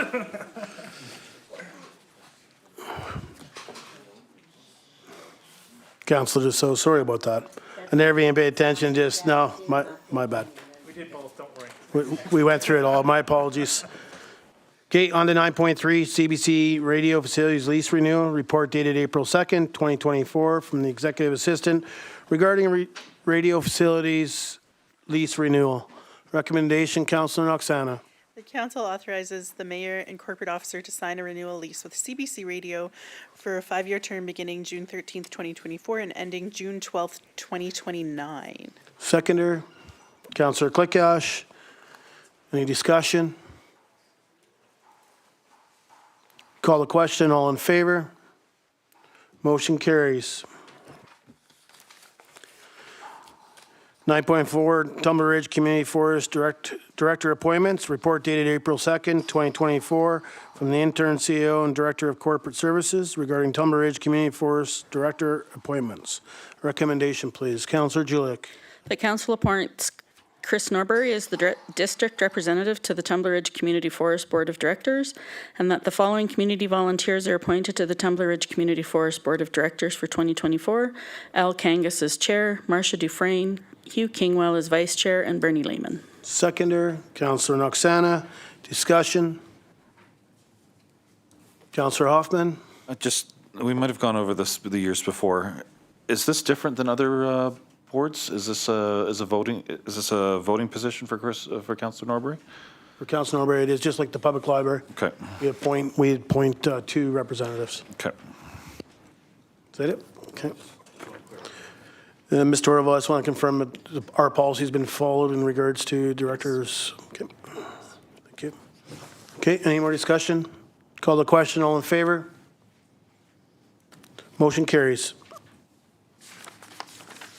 Minister meetings pre-approval. Report dated April 2nd, 2024, from the Executive Assistant regarding minister meetings pre-approval.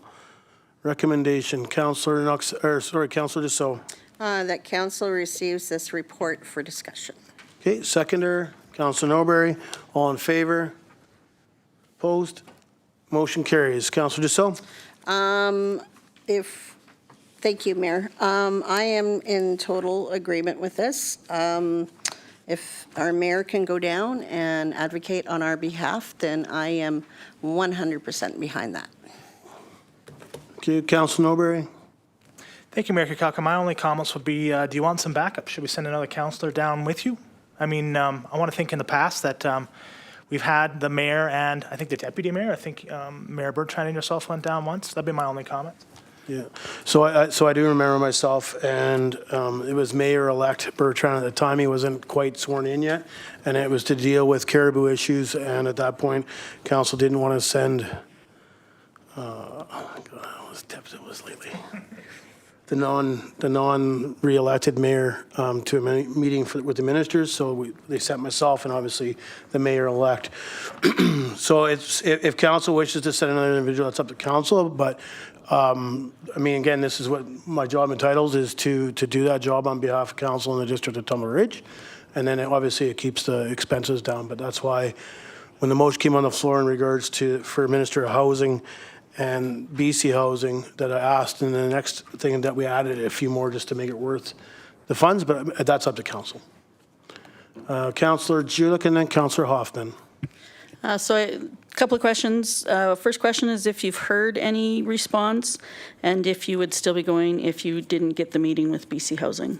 That would be my thought. That was the original kickstart to this. So I feel like if you didn't get the meeting with BC Housing, I'm fine to approve this because I agree it's easier to book and all of that stuff if we have the pre-approval there. My only thing that would keep me from approving is I think that if you don't get the meeting with BC Housing, I'd like you to not go until until we do manage to kick that door down. So the directions from council was to meet with the Minister of Housing, and I know we added BC Housing to that. So until the Minister of Housing gets back to me to approve or send me a schedule what he has available, I will not be going. I have already heard back from Minister of Tourism, Minister of Energy and Mines, and Minister of Mental Health and Addictions. So they're all have sent schedules and prepared to set dates. I did receive another email last week, I believe, from Minister of Tourism staff, even trying to do a Zoom. So we have not replied to that because my understanding when I reached out to our MLA, Mike Bernier, as he has nudged Ravi to reply to our email so that we can do this. So I will not, the directions for this council was to meet with the Minister of Housing.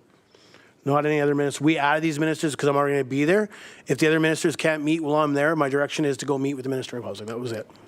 Did that answer that? Okay. Councillor Hoffman? Thank you, Mayor. I getting the impression that there's general approval, but I'll always approve these. I think face-to-face with the minister is our best dollar spent for getting the changes that we're looking for. So good luck and all else when you do take this trip. Okay, thank you. Councillor Noxana? I'm going to make the motion then that council approves travel expenses for the mayor to attend ministry and other government meetings in Victoria, BC to conduct business on behalf of the District of Tumbler Ridge. Seconder, Councillor Hoffman. I'm just going to make a comment again. If we do not get a reply from the Minister of Housing, I will not be attending. And just so council is aware, I did ask staff to get the pre-approval in front of council so that if it does come last minute, as long as I can fit it in with all the other pre-scheduled meetings, then I'll book it. But I did mention at that point to make sure that we had, not that we need to approve staff travel. Staff has their own budget. They decide if they attend or not attend something, whether that be the UBCM, the FCM, the NCLJ, or something like this. But when you go to something like this, you normally take your CAO. So I want council to be aware of that. I did mention to Mr. Orville to have it in here, and not that we would approve her travel, that she would be attending. Again, when I attend these, I'm not there to take notes. That's why we bring staff. So I just want council to be aware of that. Okay, any more discussion? Call the question, all in favor? Motion carried. Sorry? I don't trust your notes. No. Keeping It Rural 2024 Conference, report dated April 2nd, 2024 from the Executive Assistant regarding Keep It Rural 2024 Conference. I make a recommendation that we move this for discussion. Take a seconder. Councillor Julik. All in favor? Motion carries. Again, this is something I gave to staff and asked staff to put in front of council. And the reason I asked that was this came from the PRD, so Chair Sperling, Director Keeley, Co-Chair, I'm trying to think how many went last year. Yeah, it's the co-chairs Hebert. I think Director Rose went as well. They talked very highly of this, and this is something they stuck on all of our wickets. It was done by the director or the electoral directors of the PRD, and they talked about it. So I thought it was an opportunity to stick this in front of council to see what council thought. I've looked it up. Again, it seems to always be in Kelowna. Last year it was in the south in Kelowna as well. They just talk highly about this, so I've looked at their agenda. I mean, I've read some of the information. Again, they talk about the networking and all that, but again, I just want to hear from council what council thoughts are. If we would like to set a budget to send a couple people so that they can bring back information to see if it was worth the District of Tumbler Ridge attending Keep It Rural, which seems to be more rural orientated, which to me is where our location is. Councillor Julik. Yeah, I'm glad that you brought it forward. I looked it up, and it was interesting to see that we had some PRD representation.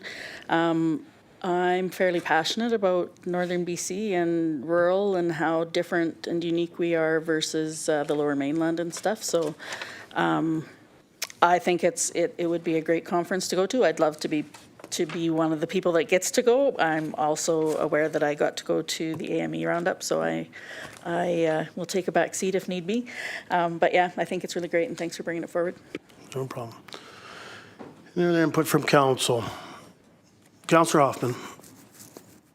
Do we even qualify for most of the rural stuff? I thought we were expressly not, and we haven't yet developed a rural area that we're really part of. That's why I'm concerned on just, is this even going to directly impact?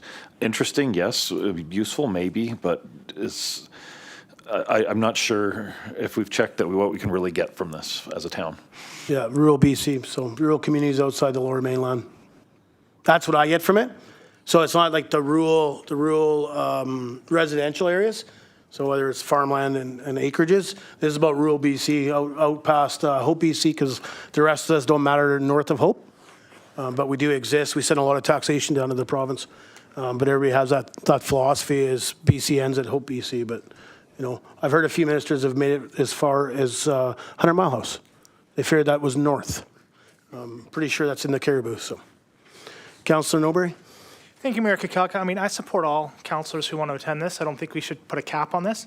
This is professional development for people in our industry, so I would support all members of council. I personally won't be able to make it, but I would support all members who want to go. Thanks. Okay. So we're going to need to put a motion on the floor. And I don't oppose, to me, it's like the NCLGA. I'm not sure what our cost to the NCLGA is. I know staff has approximates here. You know, I mean, you know, I'm not sure, I don't want to speak for staff when they looked up flights and such like that, and it talks about registration fees. You know, the early bird was by this date, but there is, you can still ask for the early bird because it didn't get in front of council because the mayor didn't get the information till the last PRD meeting. So there's things like that. So I don't disagree that to me it's up to council, but Ms. Torval?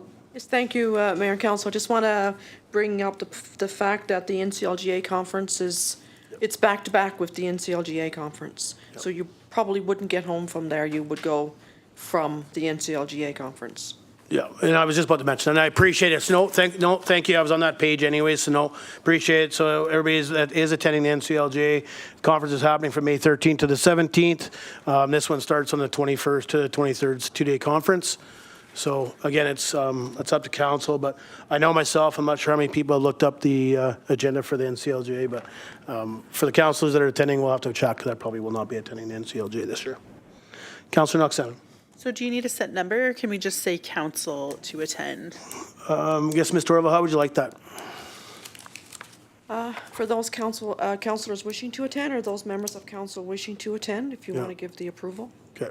So, I mean, I guess if council knows they want to attend, and I'll be honest, I think council already mentioned it, but, you know, to me, maybe we should be testing the waters and set this like the AME. It was the mayor and up to one councillor. I think it's got to be, you know, I mean, it's up to council. I'm only one vote. But I just think, like, you know, I listen to the other, my peers, and I listen to the chair of the PRD and stuff, and those people have gone. I know the mayor from Pouskoubi was hoping to attend. There was a couple other mayors that talked about it, but they hadn't been obviously put in front of their council. To actually hear for ourselves, to see what the benefit is to the municipality of Tumbler Ridge compared to the benefits to the regional district. Like, to me, I mean, I need to be able to speak on behalf of the money I spend. So, Councillor Norbury? Thank you, Mayor Kikal. I'll make the motion that council approves travel for the mayor and up to 6 councillors to attend the BC Rural Centre Keeping It Real 2024 conference. Okay, second, Councillor Julik. Discussion? Call the question. All in favor? Opposed? Motion carries. Whoever's attending, please advise staff. Do you have like a couple days from now? Yes, please. Yes, today's day. So if we can just advise Ms. Torval by Friday. By the end of the week, yes. Yeah, by the end of the week. Okay, whoever can attend. Okay. Moving on to schedule of meetings.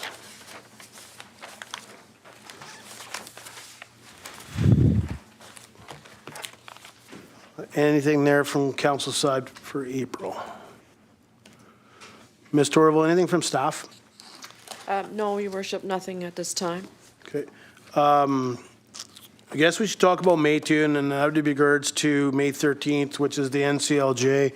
And I apologize, council, I'm not sure. I know a few of us were thinking about attending, and we're waiting to see what the agenda was.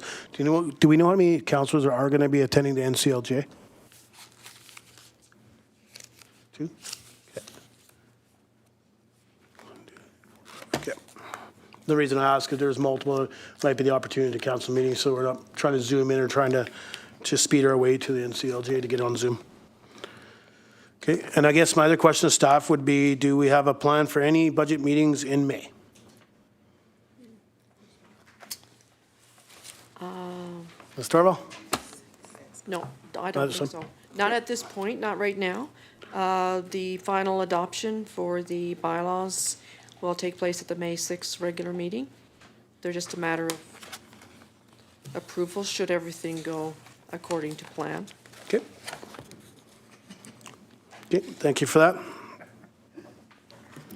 Anything from council in regards to schedule of meetings? Okay. Move on to notice of motion. Any notices of motion? Councillor Julik? Sorry. I would like to make a motion to have staff reach out to the operator of Monkman RV Park to see if they are interested in opening the park before May 15th as per their contract, or have the district open it early if the operator is not interested. Okay, thank you. Any other notice of motions? Okay, any councillor's business?